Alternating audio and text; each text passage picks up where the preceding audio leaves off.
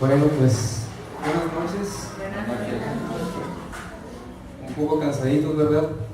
Pero no importa, vamos a continuar lo que Dios está hablando en nuestras vidas. Vamos a abrir nuestras Biblias en Gálatas capítulo 5, del versículo 16 al versículo 26. El tema que se me asignó se llama Anden en el Espíritu. 5:16 de Gálatas. Dice así: digo pues, anden en el Espíritu y no satisfagan los deseos de la carne, porque el deseo de la carne es contra el Espíritu y el del Espíritu es contra la carne, y estos se oponen entre sí para que no hagas lo que quisieran. Pero si son guiados por el Espíritu, no están bajo la ley. Y manifiestas son las obras de la carne, que son adulterio, fornicación, inmundicia, lascivia, idolatría, hechicerías, enemistades, pleitos, celos, iras, contiendas, disensiones, herejías, envidias, homicidios, borracheras, orgías y cosas semejantes a estas, acerca de los cuales les amonesto, como ya les he dicho antes, que los que practican tales cosas no heredarán el reino de Dios. Mas el fruto del Espíritu es amor, gozo, paz, paciencia, benignidad, bondad, fe, mansedumbre, templanza. Contra tales cosas no hay ley. Pero los que son de Cristo han crucificado la carne con sus pasiones y deseos. Si vivimos por el Espíritu, andemos también por el Espíritu. No nos hagamos vanagloriosos, irritándonos unos a otros, envidiándonos unos a otros. Bueno, el tema muchas veces se ha tomado polémico o se ha malinterpretado esta cuestión de lo que es el andar en el Espíritu. Y lo digo de esta manera porque en una ocasión, saliendo de la congregación, nosotros tenemos enseguida de la congregación tenemos una oficina. Y resulta que cuando salí de la congregación para dirigirme a la oficina, estaba esperando un joven que no conocía. Y ese joven directamente se me acercó y así de frente me dijo, según él empezó a profetizarme, y me dijo: yo veo mucho crecimiento en tu vida. Entonces lo único que yo le dije fue: tú necesitas ser regulado.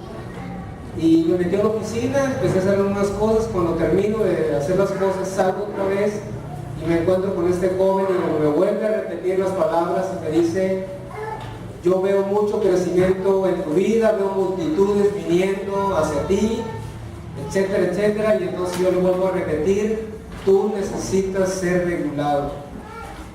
Y él se quedó sorprendido, y entonces él me dice: ¿qué significa ser regulado? ¿No? Y le digo que tú necesitas someterte a tu liderazgo, tú necesitas someterte a tu pastor. Y ese joven empezó a llorar y me dijo: ¿cómo le haces para saber eso sobre mi vida? Hermanos, el andar en el Espíritu no significa necesariamente andar proclamando palabras a todo el mundo. Tenemos un montón de gente que se cree profetas, que se creen videntes incluso, que tuvieron visiones y revelaciones. Yo he estado compartiendo acerca de 2 Corintios y yo veo en la Escritura que Pablo pasó 14 años para poder hablar de una revelación, incluso que él se detuvo de hablar en tercera persona, porque no habló ni siquiera de Pablo. No dijo: hubo un hombre que fue a la presencia de Dios al paraíso, pero nunca dijo directamente que era él. Y ahorita la gente tiene una supuesta visión y rápido la están contando. Eso, hermanos, no es andar en el Espíritu. La palabra aquí, la palabra andar, tiene mucho con relación, o está muy relacionado con la conducta visible que todas las personas están observando, que todas las personas están viendo de una manera adecuada. Es muy dado hoy en día que se manifiestan o se habla mucho acerca de lo que son los dones del Espíritu, pero prácticamente es nulo lo que se habla acerca del fruto del Espíritu. ¿Sí se ha dado cuenta de eso? No hay alguien que diga: mira, Dios me mostró que tengo el fruto del amor. ¿verdad? ¿Qué dice? No, yo tengo el don de profecía, yo tengo el don, hasta ahora todo el mundo está recibiendo como un tipo de modas el don del apostolado, ¿verdad? Todo el mundo salió, no sé de dónde, salieron como cuando llueve salen mucho los sapos, ¿verdad? Perdón el ejemplo, ¿verdad? Pero fue como, empezó como una moda también, pues, a salir muchas personas que se dicen que son apóstoles. En fin, esta palabra andar tiene que ver con un conjunto de actividades y está muy relacionada con la relación o la conducta moral del creyente. No está hablando de proferir palabras, ni de andar estáticamente o tener cuestiones místicas, ¿verdad? En una ocasión el presidente a nivel internacional del yoga en los Estados Unidos dice que él estaba leyendo el periódico tranquilamente y de repente que ven un encabezado que había un anuncio que decía yoga cristiano. Y él se cae para atrás porque dice, bueno, hasta esto los cristianos nos quieren quitar, ¿no? Si eso es de nosotros. Y déjenme decirle algo, muchos cristianos practican el yoga y muchos pastores están permitiendo que sus miembros estén practicando el yoga con un nivel de espiritualidad. Hermanos, la posmodernidad está haciendo una apertura hacia lo que es la espiritualidad, pero la espiritualidad es sin Cristo. Y lo que estamos hablando en este texto, Pablo está hablando de una espiritualidad del Espíritu Santo y como tal es de Cristo. Y es donde tenemos que enfocarnos nosotros. Amén. Porque dice Romanos 8:9 que si alguno no tiene el Espíritu de Cristo, pues no es de él. Ya hablamos de eso acerca de la mañana. Ya hablamos acerca de la cuestión del nuevo nacimiento, o como los teólogos o los estudiosos le llaman, lo que es la regeneración. Esta realidad de la presencia del Espíritu se pone de manifiesto en nuestra conducta, porque el Padre ha establecido en nosotros, a los creyentes, un destino definitivo que seamos hechos conforme a la imagen de su Hijo. La obra de Dios ha empezado en aquella persona que ha nacido de nuevo. Dice que la va a perfeccionar hasta su venida. O sea, es un trabajo continuo que está haciendo el Espíritu Santo. A lo mejor nosotros no vemos ese trabajo. Yo recuerdo, por ejemplo, cuando vemos el caso de Betania, que Jesús habitaba mucho en Betania, en esa aldea, no habitaba en Jerusalén, sino que se iba a Betania, donde estaban María, Marta y Lázaro. Y la palabra para Betania significa casa de higos, pero es casa de higos no maduros. Dicen que esa traducción de la palabra higos, los chinos no le encontraban el nombre para poderlo traducir y lo tuvieron que poner frutos sin flor, porque ellos se dieron cuenta por medio de las investigaciones que hicieron. ¿Sabes cómo son los chinos, no? Y empezaron a hacer investigaciones y ellos se dieron cuenta que el trabajo de la polinización que hace la abeja es introducirse dentro del fruto. O sea, tú ves un árbol de limón o ves cualquier árbol frutal, tú ves la flor que la avienta por fuera y esta la avienta por dentro y empieza el trabajo. La obra del Espíritu Santo es una obra interna que muchos de nosotros o los que están a nuestro alrededor la ven, sino hasta que se manifieste. Así es el trabajo que hace de Dios. Romanos 8:29 dice, pues Dios conoció a los suyos de antemano y los eligió para que llegaran a ser como su Hijo, a fin de que su Hijo fuera el hijo mayor de muchos hermanos.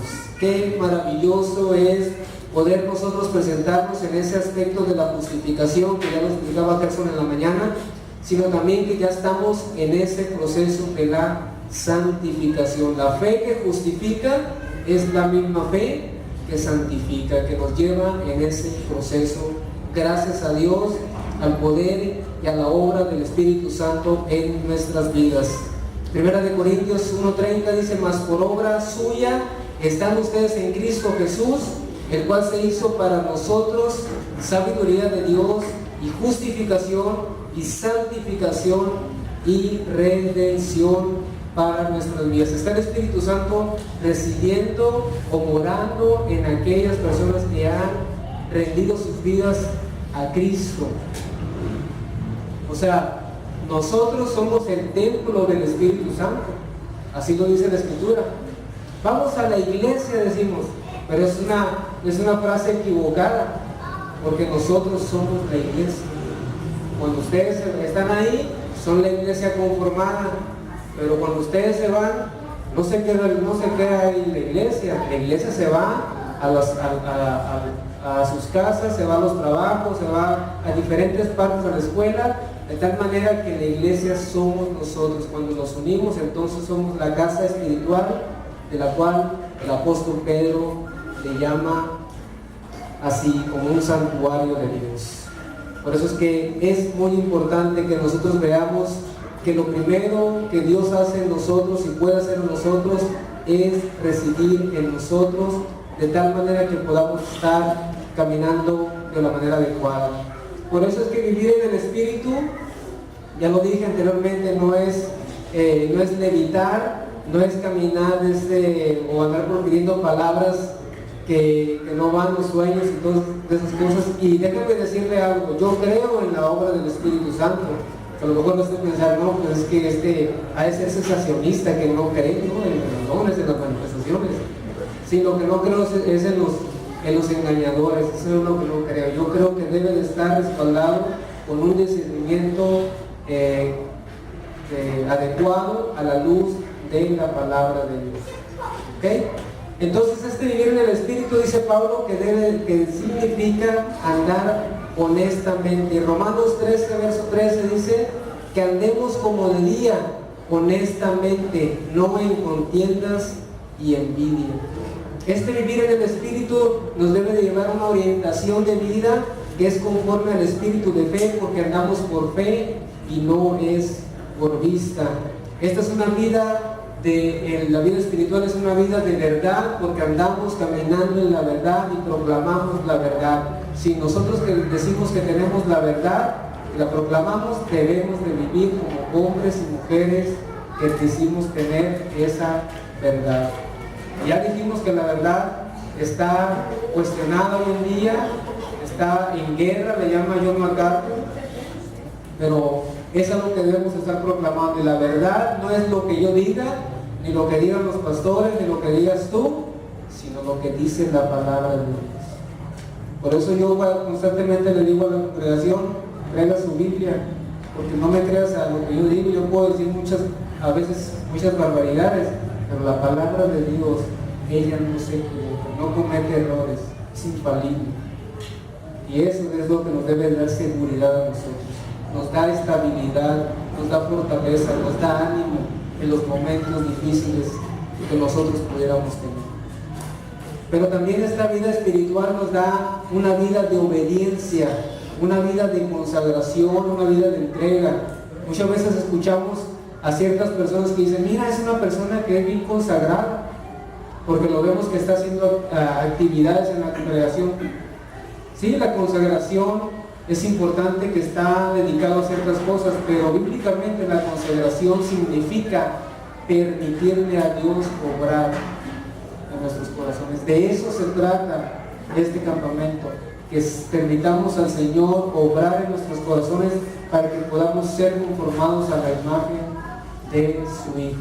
No es mi meta, ¿verdad? No es mi meta personal, no es mi proyecto personal, es el proyecto de Dios. Y si yo estoy alineado al proyecto de Dios, entonces voy a caminar en esa línea. El proyecto personal puede ser que yo tenga un buen carro, una buena casa, la universidad, etcétera, pero el enfoque principal, fundamental y eternamente es ser conformados a la imagen de su Hijo. Qué proyecto tan glorioso, ¿verdad? Qué proyecto tan maravilloso. Y es tan maravilloso que Dios está activamente trabajando en cada uno de nosotros. No nos va a dejar, como ya lo hemos dicho. Esto de andar en el Espíritu significa entonces estar impulsado, controlado y en plena dependencia hacia Él. Se dice que Alfred Tennyson, un poeta inglés, hablando acerca de la humanidad y la divinidad de Cristo, él dijo lo siguiente: dijo, tú eres humano y divino, tú eres de la más alta y santa humanidad. Nuestra voluntad es nuestra, no sabemos cómo. Nuestra voluntad es nuestra, solo para hacerla tuya. Hermanos, eso es lo que significa la vida cristiana. Rendir nuestra voluntad total y absolutamente a la dirección del Espíritu Santo en nuestras vidas. Para que Él pueda conducir nuestras vidas siendo gobernados totalmente por medio del Espíritu Santo. Y esta primera consecuencia de ser dirigidos o de andar por medio del Espíritu Santo va a cumplir la segunda, que es: así no satisfarás o no vas a satisfacer los deseos de la carne. O sea, no se trata de dos cosas, sino que se trata solamente de una: andar en el Espíritu, y nunca o no vas a satisfacer los deseos de la carne. Esta palabra deseos y las pasiones de la carne lo expresa mucho en la concupiscencia, que son los deseos que surgen de nuestros propios deseos pecaminosos. Es un término que se usa muchas veces para describir una forma de vida sujeta y vinculada a los bajos y deseos pecaminosos de los hombres, y obras que genera lo que comúnmente hemos estado hablando, el hacer las obras de la ley, nuestro propio esfuerzo, ganarnos la santidad por nuestras propias fuerzas. Y esto, dice Pablo, esto no tiene nada que ver con el obrar del Espíritu Santo. Nunca jamás, dice Pablo, de ninguna manera, mientras el creyente viva en el Espíritu, en modo alguno va a satisfacer los deseos de la carne. Y vamos a empezar en el verso 17. Dice: porque el deseo de la carne es contra el Espíritu, y el del Espíritu es contra la carne, y estos se oponen entre sí, para que no hagan lo que quisieran. Esto lo vemos en Romanos capítulo 7, 18 al 24. Vemos con el conflicto que tuvo ahí el apóstol Pablo escribiendo ahí en esa gran epístola. Y dice lo siguiente: porque yo sé que en mí, es decir, en mi carne, no habita nada bueno, porque el querer está presente en mí, pero el hacer el bien no. Pues no hago el bien que deseo, sino el mal que no quiero, eso practico. Y si lo que no quiero hacer, eso hago, ya no soy yo el que lo hace, sino el pecado que habita en mí. Así que, queriendo yo hacer el bien, hallo la ley del que el mal está presente en mí. Porque en el hombre interior me deleito con la ley de Dios, pero veo otra ley en los miembros de mi cuerpo, que hace guerra contra la ley de mi mente y me hace prisionero de la ley del pecado que está en mis miembros. Versículo 24: miserable de mí, ¿quién me liberará o quién me libertará de este cuerpo de muerte? Sí, es conocido este pasaje, ¿verdad? Pero si se fijan al final en este grito que hace Pablo, no dice cómo me libraré. La gente sabe lo que quiere la gente. Oye, ¿cómo puedo dejar de fumar? ¿Cómo puedo dejar de tomar? ¿Cómo puedo dejar las drogas?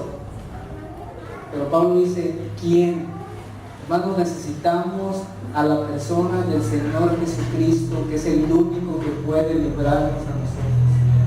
Nosotros hemos estado ahí, hemos conocido las calles, hemos conocido situaciones, obras en nuestras vidas, nuestros deseos pecaminosos han estado ahí, y yo nunca pude dejar de hacer aquellas cosas que me estaban gobernando, porque estaba esclavizado al pecado. Pero tuvo que venir alguien más fuerte que el pecado para vencerlo, y entonces pudo salvarme, y pudo salvarte también a ti, ¿verdad? Porque no es cuestión de moralidad, ya lo hemos explicado eso, es cuestión de que es la persona del Señor Jesucristo. ¿Quién me librará? Luego dice: doy gracias a Dios, ¿verdad? Es adelante Pablo, pero es el obrar de Dios en el corazón de aquella persona que se ha arrepentido de sus pecados. Esta cuestión de lo que estamos viendo aquí, del deseo de la carne, de la lucha que hay, algunos dicen que es el espíritu del hombre, no el Espíritu de Dios. Pero los estudiosos dicen que es mejor hablar de que el deseo pecaminoso se opone a la voluntad de Dios constantemente, y eso es lo que cabe mucho mejor, porque cuando tú no eres regenerado, ¿qué lucha tienes contra el pecado? No hay nada que pueda, no hay ninguna barrera que te pueda detener, ¿verdad? No hay nada que te pueda de alguna manera decir, oye, estás mal. Lo único que te puede detener cuando no tienes al Señor Jesús es la conciencia. Por eso los puritanos entendieron bien ese concepto, y ellos cuando predicaban decían un eslogan, lo mencionaban y decían: siempre que prediques, predica la conciencia, porque fue el único vínculo que quedó después de la caída entre el hombre y Dios. Podían tocar esa conciencia, y el hombre, Dios podía tocar, y el hombre entonces podía voltear y decir: realmente estoy mal, ¿verdad? Pero no había barreras. Y cuando ya tenemos al Señor, entonces sí tenemos muchas protecciones, y empieza el Espíritu Santo a redarguirnos, y el Espíritu Santo incluso se constriñe, se entristece por la cuestión del pecado en nuestras vidas. Pero sí hay una lucha, hay un conflicto verdadero y real, no como las guerras que vemos, ¿verdad?, en Irak, en Afganistán y en otras partes del mundo, sino que es una lucha real en la que se está viviendo constantemente el cristiano. El resultado del conflicto es claro, nos dice ahí: para que no hagas lo que quisieres, para que no cumplas el propósito de Dios. Por eso es que el que vive en el Espíritu va a experimentar siempre ese conflicto, que es llevado de triunfo por el Espíritu que mora en él, sintiendo la grandeza de la verdadera libertad.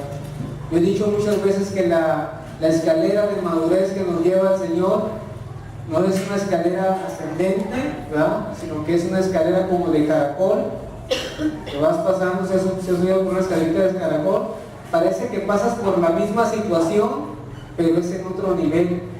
¿Por qué? Porque vuelves a pasar por las mismas pruebas, pero ya de una manera distinta, y empiezas a decir: oye, ya había sido tentado con esto, pero ahora ya lo he vencido, ¿verdad? O sea, Dios me está llevando de alguna manera a la madurez en Cristo.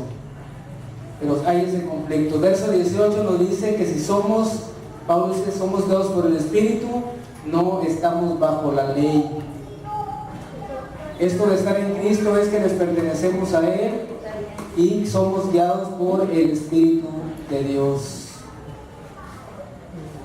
Ezequiel 36:26 dice lo siguiente: les daré corazón nuevo y pondré espíritu nuevo dentro de ustedes, y quitaré de su carne el corazón de piedra y les daré un corazón de carne, y pondré dentro de ustedes mi espíritu, y haré que anden en mis estatutos y guarden mis preceptos y los pongan por obra. Esa es la obra de Dios.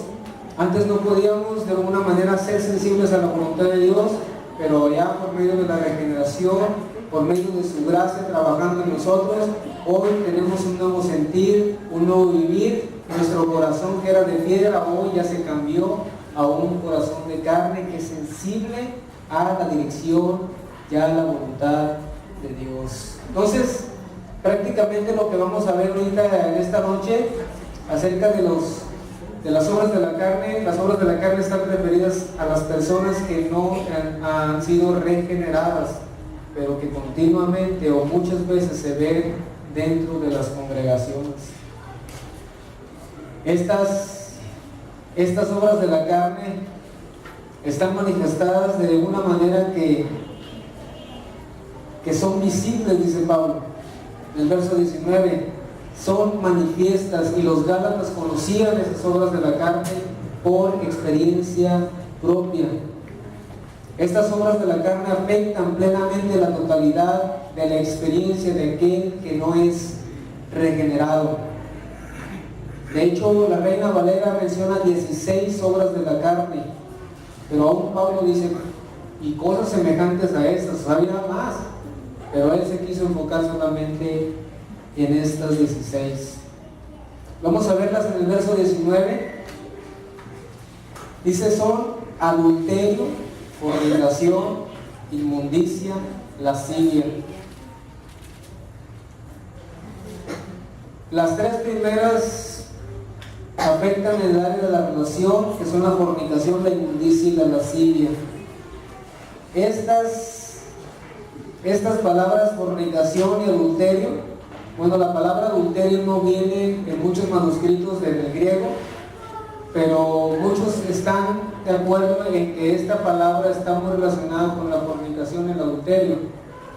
La cuestión es que es un acto sumamente reprobable y pecaminoso, pero hoy en día es celebrado en nuestra sociedad la fornicación. O sea, si no estás en fornicación estás mal. O sea, si no estás en adulterio estás equivocado, estás en otra frecuencia. Es celebrado no porque la gente vaya y lo esté aplaudiendo o que ande con cartelones, ¿verdad?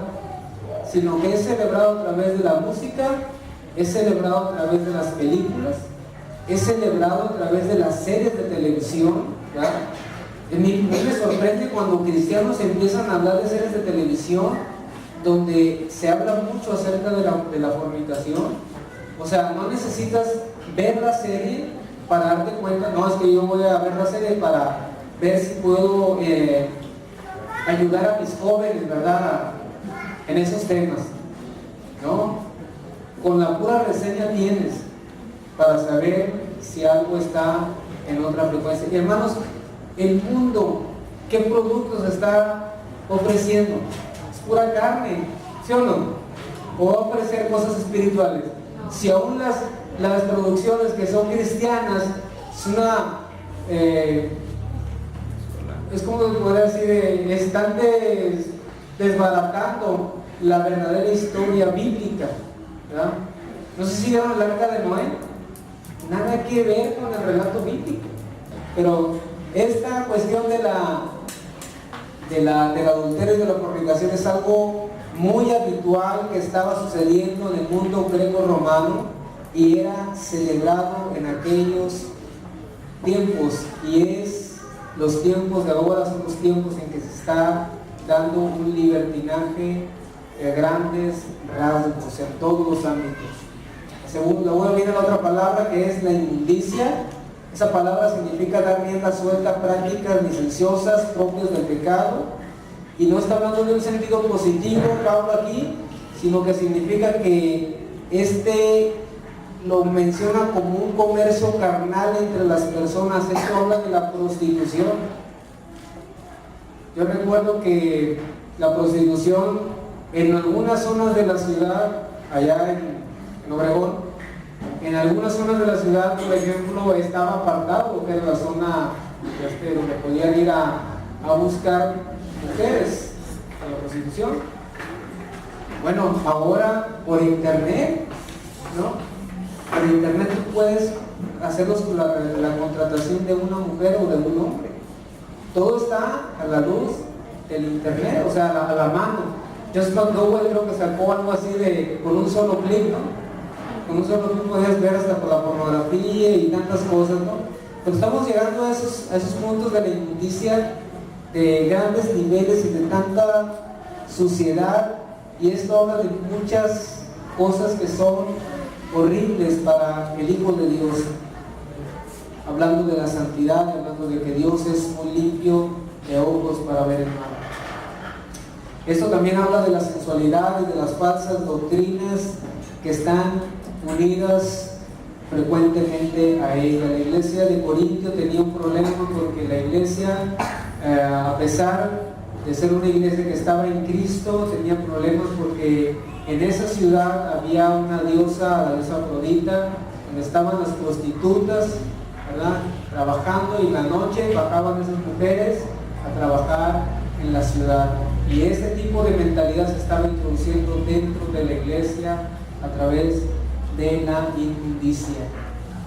Tal grado estaba la inmundicia que aún Pablo se sorprende cuando dice: oye, pues me estoy enterando que uno de ustedes tiene como esposa a su madrastra. Eso ni los paganos hacen. ¿Qué pasa? ¿No? O sea, los paganos, los mundanos, como decimos, ni esa práctica hacían, y estaba sucediendo dentro de la iglesia.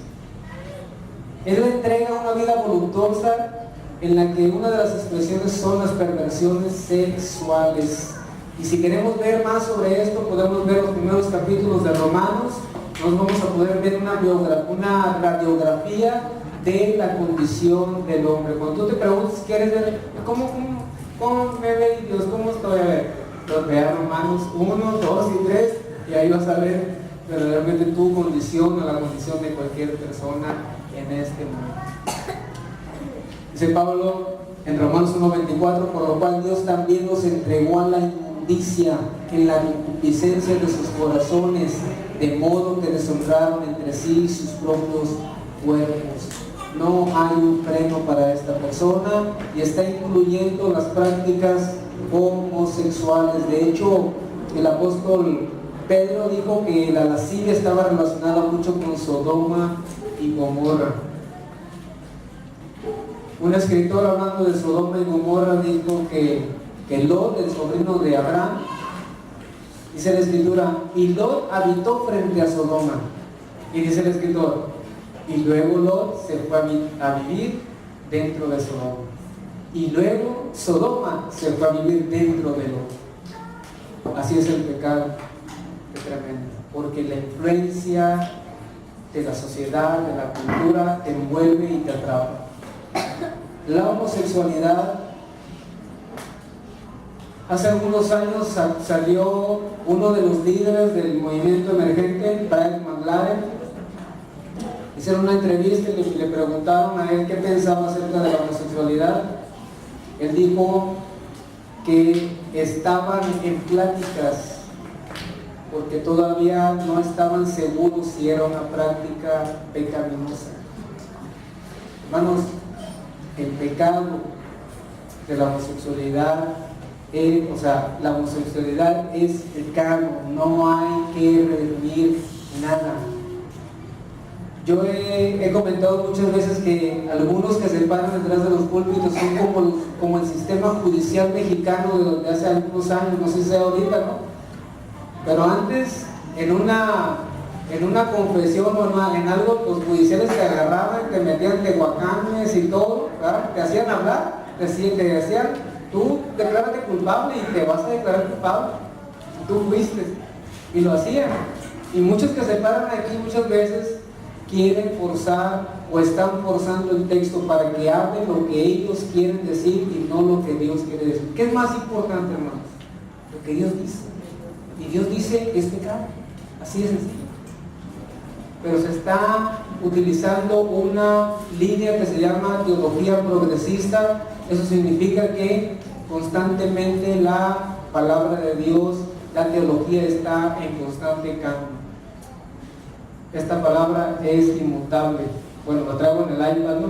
Pero es inmutable, no cambia, pues. Dios no cambia, ¿verdad?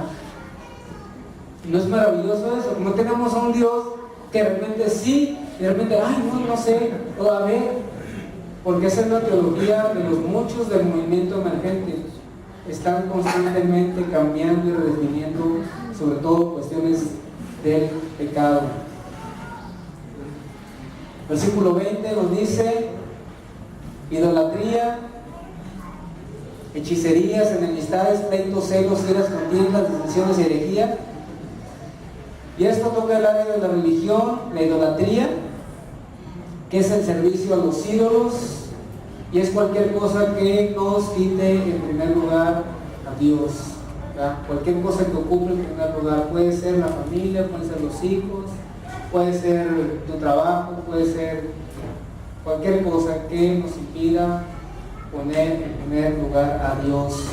Por eso es que también nos dice que la avaricia es idolatría, el deseo intenso que se convierte en objeto del servicio esclavizante. En los primeros tiempos de la iglesia, en aquel entonces los ricos de aquella época subían al techo de sus casas y ponían unos mantos y ponían su dinero, sus riquezas, de tal manera que cuando saliera el sol pudieran ver brillar el jazz, el metal, decían, ay, qué ricos, o sea, eso es avaricia. Eso es avaricia, y nosotros somos llamados a guardarnos de toda cuestión con la avaricia. Nos dice también que es hechicería, y la hechicería es una palabra que hoy se ha cambiado o se redefinió en la cuestión de farmacia.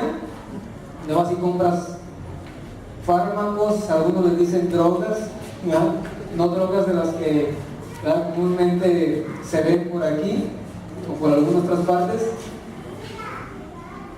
pero dicen no de las drogas fuertes, no dicen no, son drogas de las que usamos normalmente, que son las paracetamol y quién sabe qué otra cosa. Pero cuando Pablo habla de la hechicería, se está refiriendo a que comúnmente las religiones utilizaban las drogas para poder tener contacto con sus religiones. Hace algunos años leí un escrito de un periódico de Brasil, y resulta que en Brasil, en las discotecas, ¿verdad?, no cristianas, por medio de la música, la gente llegaba en éxtasis, o sea, entraba en un trance ahí, se ponían bien entrados, pues, con el tipo de música. Bueno,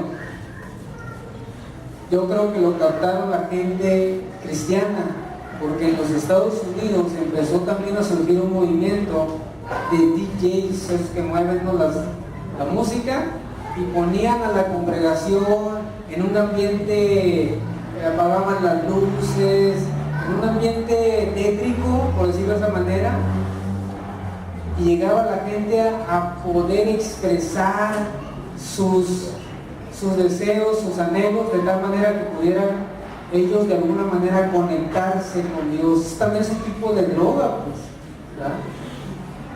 Si aquí casi estamos ya que Tony ya tranquilo, ¿no?, que le baje, ¿verdad? Pero estamos hablando de una cuestión muy fuerte, lo que está sucediendo en nuestra sociedad.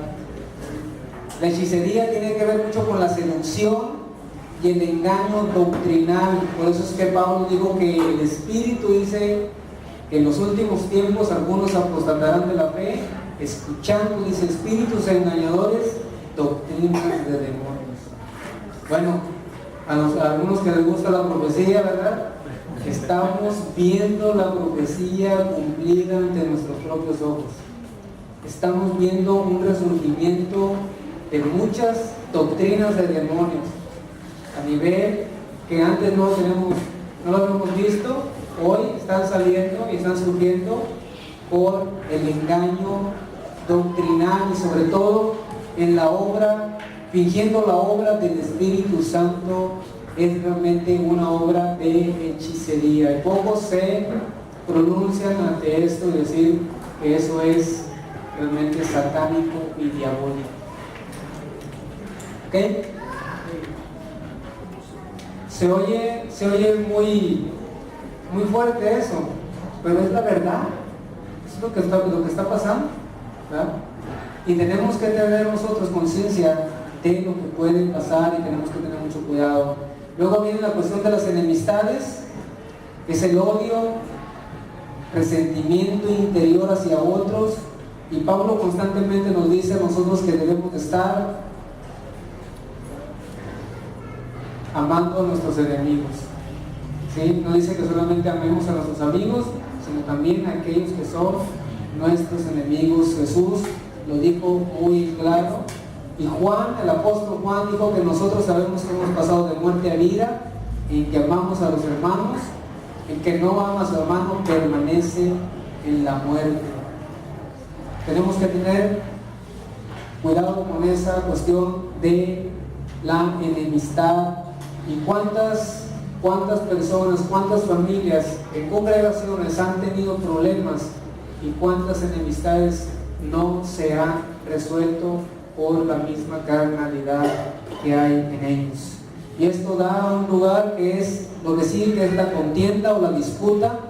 Luego vienen los celos, que es la consecuencia de lo que producen los pleitos, especialmente cuando se ha tomado partido por alguien, y es una obra totalmente de la carne. Y Pablo en Corinto lo trató esto, cuando algunos decían yo soy de Pablo, yo soy de Apolos, yo soy de Cefas, y los más espirituales decían yo soy de Cristo. ¿Ah? Pero aún así también eran unos carnalotes, ¿verdad? Andan en la carne ustedes. Pablo dice no es correcto, ustedes están no están en un mismo sentir, están trayendo división a la iglesia. Luego Pablo menciona las iras, los arrebatos de ira. Esto es exteriorizar el rencor que se ha ido almacenando en el corazón. Yo he dicho muchas veces que nuestra zona a lo mejor no es una zona volcánica, pero en las congregaciones tenemos muchos volcanes, algunos activos y algunos que no están activos, ¿verdad? Algunos decimos que somos mecha corta, ¿verdad? Y otros somos mecha larga, ¿verdad? Que se encienden rápido. Entonces, de alguna manera, cuando hace explosión ese volcán, ya nada es igual, porque lastima a los que están a su lado. Estos arrebatos de ira son frecuentemente por personas que están viviendo en la carne, y nosotros por eso es que debemos de estar constantemente guardando nuestros corazones. ¿Qué resentimientos, qué situaciones estamos guardando en nuestro corazón? ¿Verdad? Como decimos, ya me llenó el buche de piedritas, ¿no? ¿Por qué permitiste que se te llenara el buche de piedritas? Era cuando recibiste esa piedrita, inmediatamente ve y solucionalo. Pero no, ahí después lo vamos guardando y vamos acariciando la situación, y luego empezamos con un sentimiento. Ay, es que me hizo sentir mal. Y luego del sentimiento empezamos con un resentimiento. No, si ya sé que lo hizo por esto. Y después del resentimiento viene la amargura. Y no hay cosa más triste que un cristiano que esté en amargura, hermanos, porque ha estado almacenando cosas que no ha resuelto en su corazón.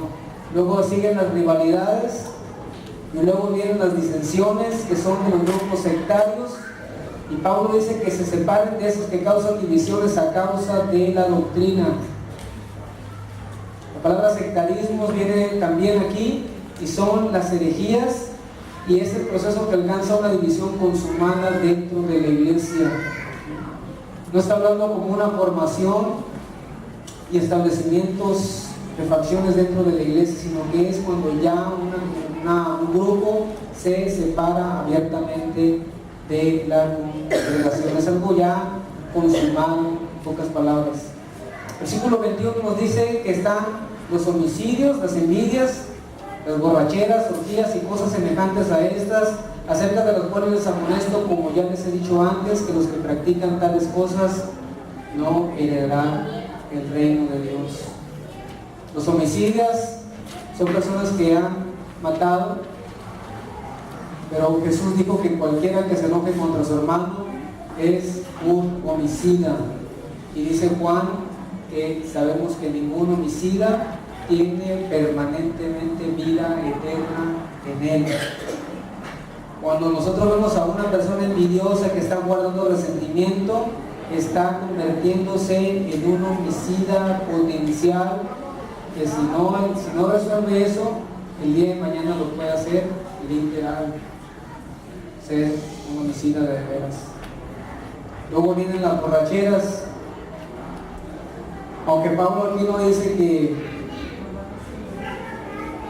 que no denuncia la práctica de tomar cerveza o el alcohol, porque algunos dicen, ahora empiezan las interpretaciones, no, es que la Biblia no dice que no fumes. ¿Dónde dice a ver que no tomes? Y empiezan a debatir sobre ese tipo de temas.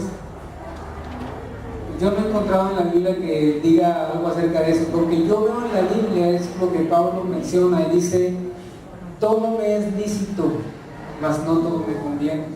Todo me es lícito, mas no todo me edifica. Y luego dice: mas yo no me dejaré dominar por el mundo. Hermanos, si vamos a hacer una diferencia en esta sociedad, tenemos que caminar como Cristo ha caminado y sigue caminando. De acuerdo al Espíritu, no de acuerdo a lo que yo quiera, a lo que yo sienta. Ya lo que hemos hablado, que Él está tratando conmigo y yo estando permitiéndolo que Él me conduzca a mí. Ya no son mis sentimientos, ya no son mis emociones en sí, sino que ahora, ¿qué es lo que tú quieres, Señor? ¿Te agrada a ti? ¿Te da la gloria a ti? ¿Es edificación a los que están a mi alrededor? ¿Es de bendición? ¿Soy un tropiezo para ellos? ¿O puedo ser alguien que pueda rescatarlos y levantarlos para la gloria de Dios? Son cosas que debemos de preguntarnos, más que sacar pláticas, ¿verdad?, para dar ese tipo de respuestas. Porque si tú andas en el Espíritu y transmites la palabra de Dios, la gente ni siquiera te debe de preguntar acerca de si se puede fumar o no se puede fumar. Está como aquello que dice: pastor, ¿puedo ir a las fiestas? Sí, sí puedes. ¿Puedo fumar? Sí, sí puedes. ¿Puedo tomar? Sí, sí puedes. ¿Puedo cometer adulterio? Sí, sí puedes. Y entonces, ¿qué no puedo hacer? Entonces le dice la persona: entrar al reino de los cielos.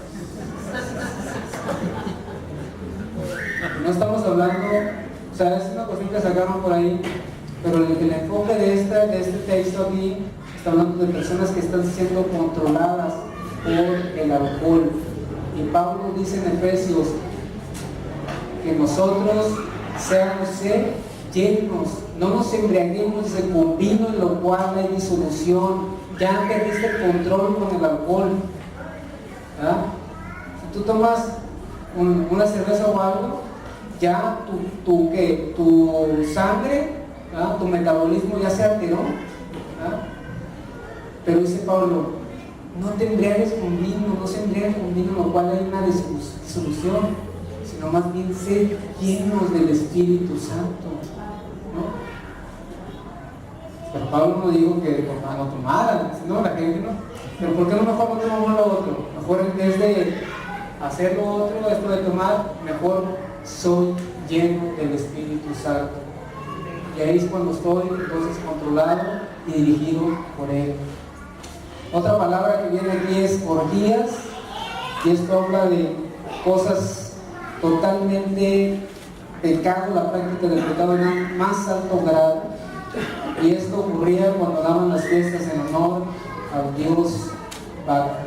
Pablo dice que esta lista no es exhaustiva, sino es una relación de perversidades. Entonces dice que la sentencia dice que estas personas no van a heredar el reino de Dios. Y no está hablando de alguien que cae ocasionalmente, sino de alguien que está habitualmente viviendo en el pecado. Porque nosotros a veces tenemos caídas, fallamos, ¿verdad? A veces decimos: es que fallé, soy humano. Pues no deberíamos, porque el proceso de la santificación es que pequemos menos, ¿sí o no? Cada vez pequemos menos, no que pequemos más, ¿verdad? Es que estemos pecando menos constantemente.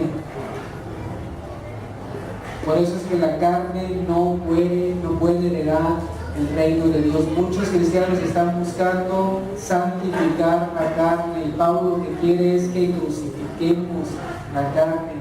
Gálatas 2:20 dice: con Cristo he sido crucificado y ya no vives tú, o sea, ya no vivo yo, sino que ahora, ¿verdad?, es Cristo el que vive en mí.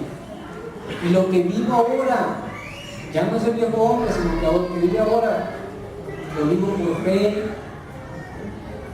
en el Hijo de Dios. Ya no vivo yo. Entonces la carne no puede ser santificada, sino que tiene que ser crucificada. Y vamos a ver el fruto del Espíritu en los siguientes versículos del 22 al 26. La intención de Dios es que la obra del Espíritu Santo pueda reproducirse en nuestras vidas y nos dé una imagen moral de Jesucristo, de tal manera que podamos ser conformados a su imagen, no solamente al obrar, sino también al andar. Y esto habla de un estilo de vida como cristianos, como hijos de Dios. Pues el deseo de Dios es que llevemos fruto, más fruto y mucho fruto. ¿sí? Cuando la higuera no estaba dando fruto, dijo el Señor, córtenla. Y dijeron los discípulos, no, mejor si trabajamos un lado ahí, hacemos algo alrededor, la unamos, ¿verdad? Pero nosotros quisiéramos cortar todo el mundo, ¿verdad? Este no está dando fruto, vámonos afuera, ¿verdad? Hay que echarlo al lago del fuego. Pero no, la intención de Dios es que llevemos fruto, más fruto y mucho fruto, según Juan capítulo 15. Y estas manifestaciones del fruto del Espíritu no son habilidades que podamos adquirir o recursos que podamos aprender, sino que es un esfuerzo tenaz del carácter de Dios en nuestras vidas. El fruto es la consecuencia de una acción divina que no puede alcanzarse ni tan siquiera como resultado de un esfuerzo propio. Prácticamente el fruto del Espíritu, lo que vamos a ver es una biografía del Señor Jesucristo. Y vamos a empezar con el primero, es amor.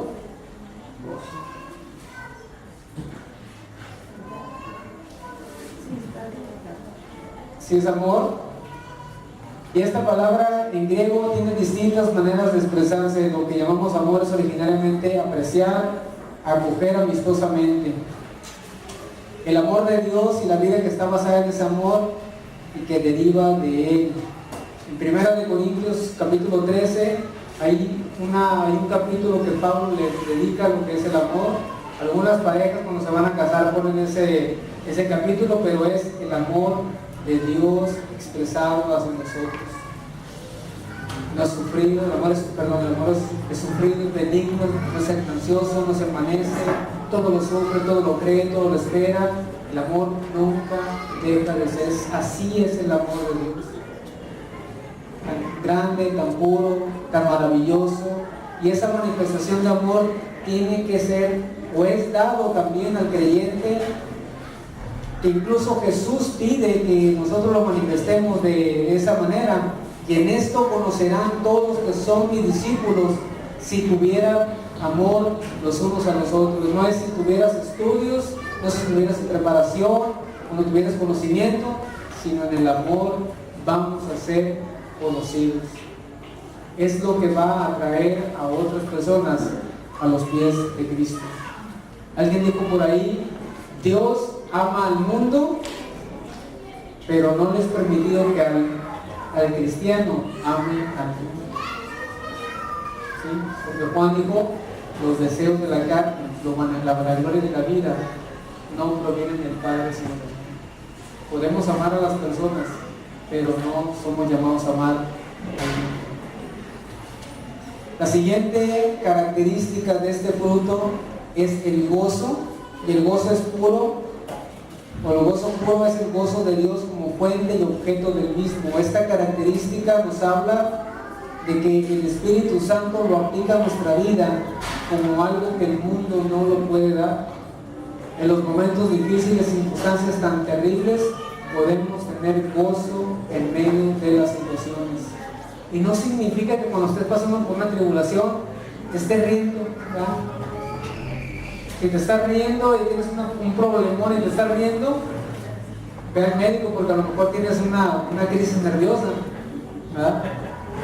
Pero el gozo no es, por ejemplo, la alegría.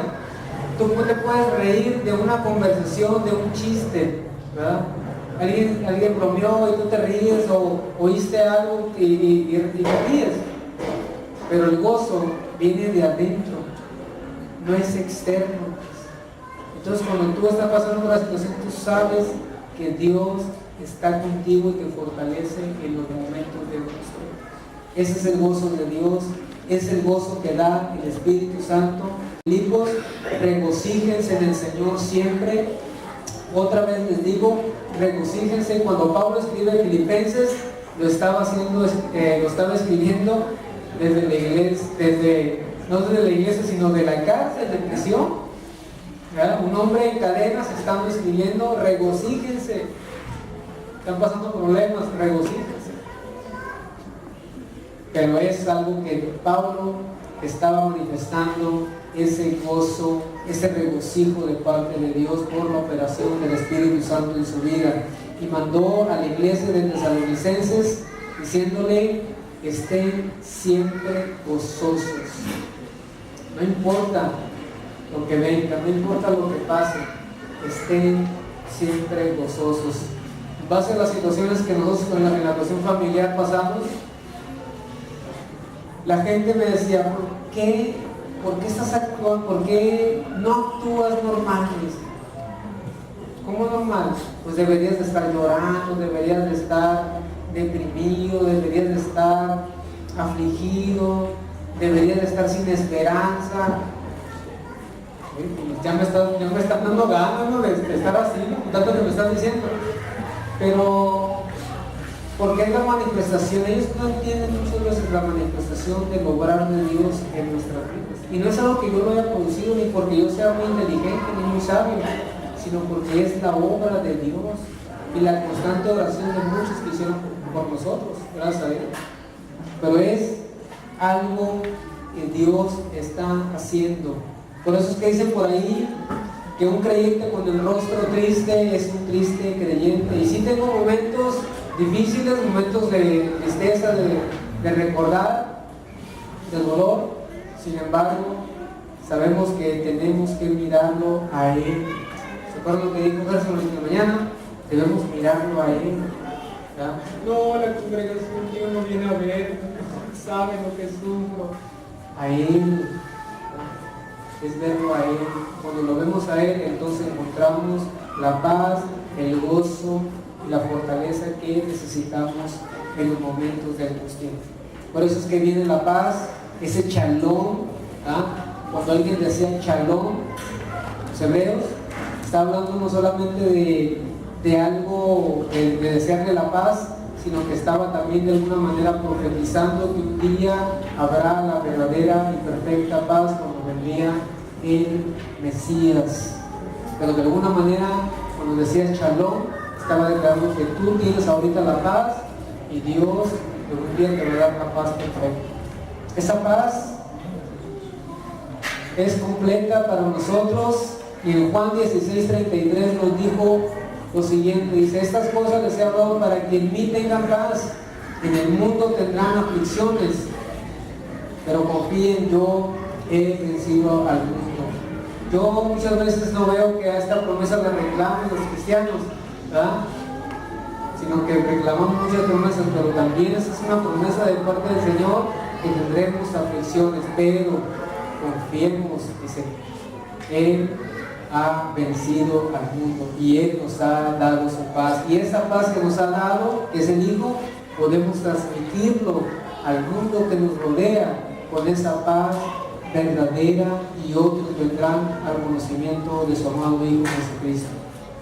Por eso es que esta operación de Dios actuando en nuestro corazón está suprimiendo cualquier inquietud propia, porque no estaremos viviendo en ansiedad o en inquietudes, sino que estaremos viviendo de frente ante las dificultades y los problemas que tendremos. Viene la paciencia, que esto habla de una perfección de Dios, es una expresión de Dios, porque Dios de alguna manera tiene paciencia con el pecador, porque si Dios hubiera querido desaparecer, realmente ya nos hubiera desaparecido todos nosotros por los pecadores que somos.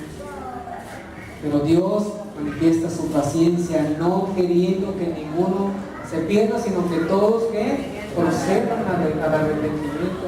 A veces el Señor, ya, llévatelo, no sé qué. Pero Dios tiene una paciencia tan tranquila, tan maravillosa, tan misericordiosa, y esa paciencia debemos de tenerlo nosotros al estar con otras personas que aún no le conocen. Luego viene la benignidad, que no se trata de debilidad, sino de entrega sin resistencia a favor de otros. Y este día, como decía Gerson ahorita, se celebra lo que es el sufrimiento de Jesús y todo eso. Muchas iglesias lo celebran, y él dice la escritura en Isaías 53:7, dice: angustiado él y afligido, no abrió su boca, como cordero fue llevado al matadero, y como oveja delante de sus trasquiladores, enmudeció y no abrió su boca. Trata de matar a un cerdito, agarrarlo nomás al cerdito. ¿Ah?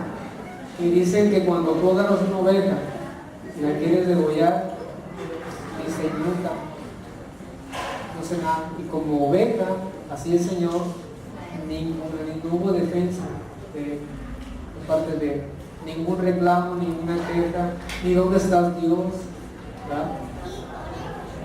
Nada. Simplemente le dijo en el Getsemaní: Padre, si es posible, aparta de mí esta copa. Pero ¿qué dijo después? No se haga tu voluntad, sino la mía. ¿Qué nos entregó totalmente en la cruz por nosotros? Padre, en tus manos encomiendo mi espíritu. Es una entrega total, es una entrega de amor por nosotros y por amor al Padre también.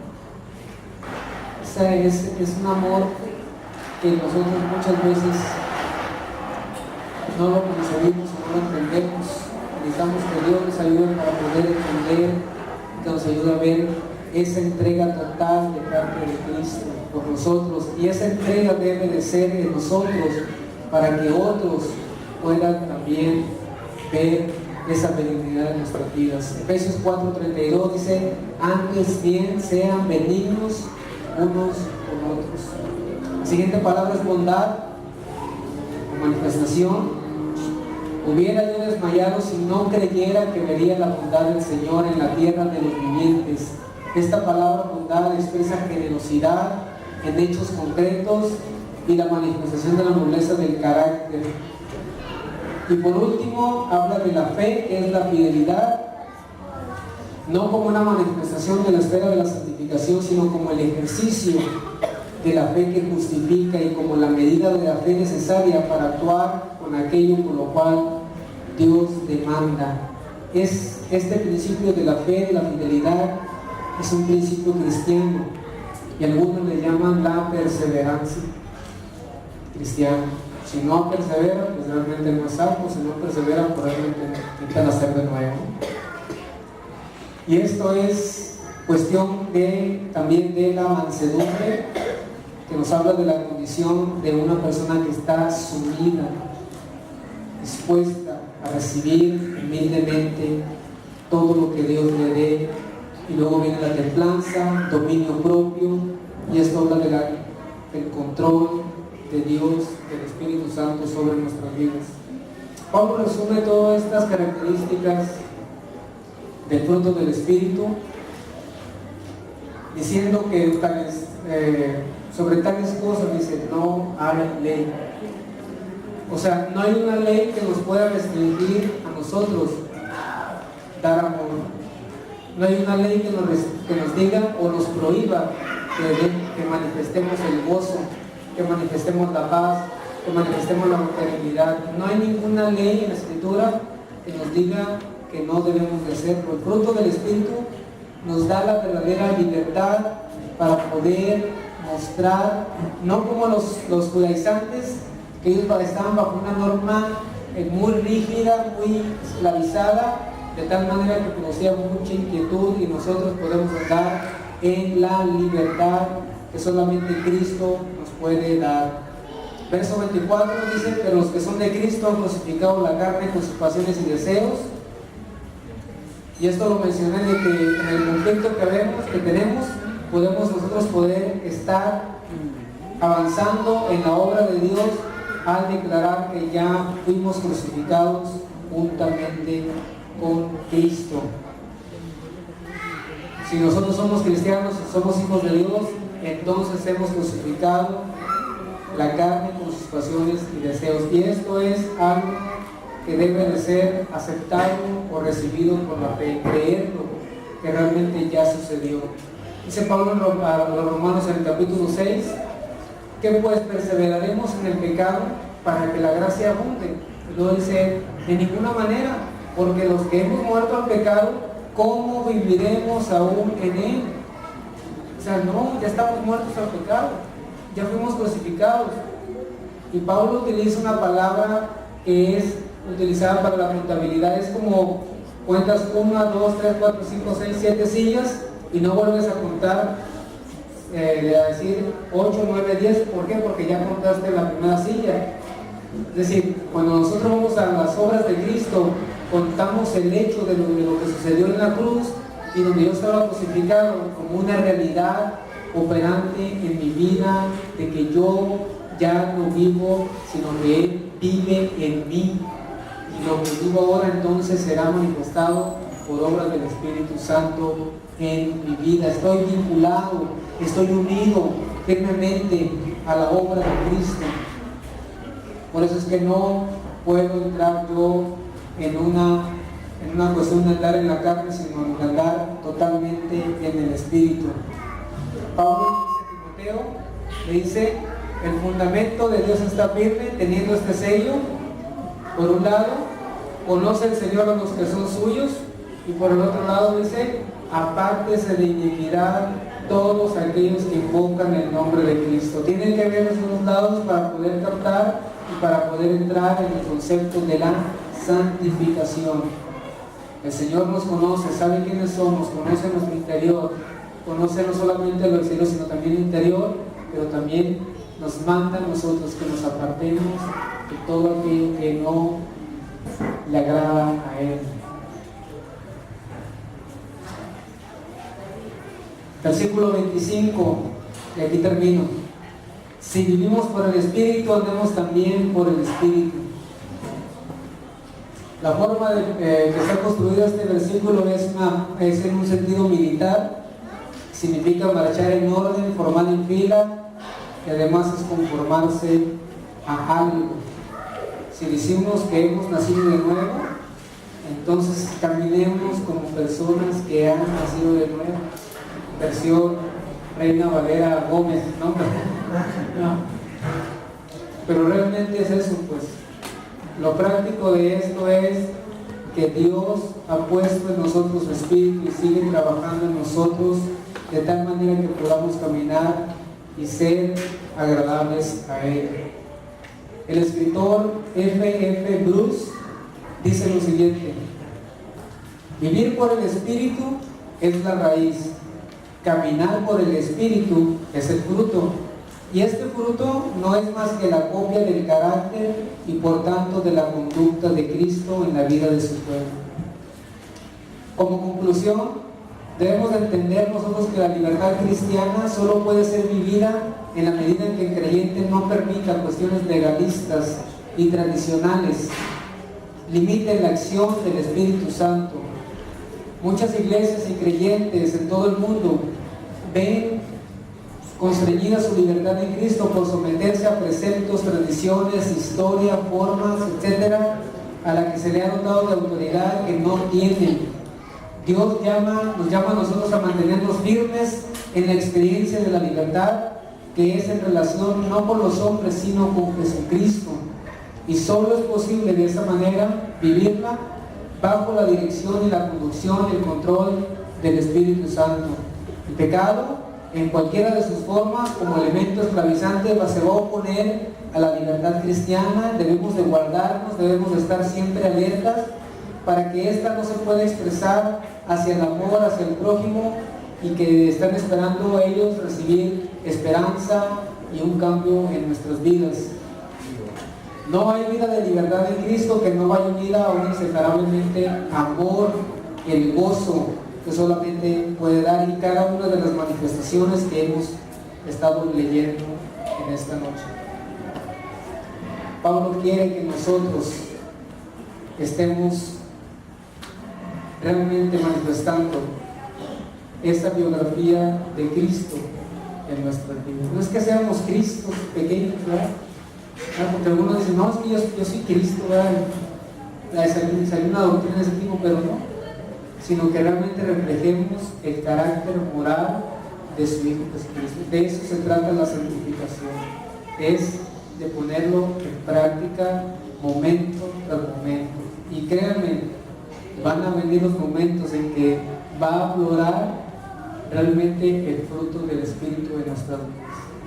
A lo mejor no se da una manifestación o tres manifestaciones, pero esto debe de estar dándose constantemente en nuestra vida. Padre, te damos gracias en esta noche, Señor. Qué preciosa es tu palabra, Señor. Qué maravilloso, Señor, es el regalo que nos has dado. Gracias por el don de tu Espíritu Santo, Señor, en nuestras vidas. Gracias porque tu Espíritu está morando en nuestro interior, ayudándonos, redarguyéndonos, fortaleciendo los momentos de debilidad. Señor, no queremos por nuestras propias fuerzas producir el fruto del Espíritu, sino que sea algo natural en nuestras vidas, de tal manera que en los momentos o circunstancias que tengamos podamos caminar en el Espíritu, que nos veamos como hombres crucificados, que nos veamos como hombres y mujeres que han muerto al pecado y que ahora vivimos en otra esfera, no bajo la ley, sino bajo la gracia, caminando bajo la dirección de tu Espíritu.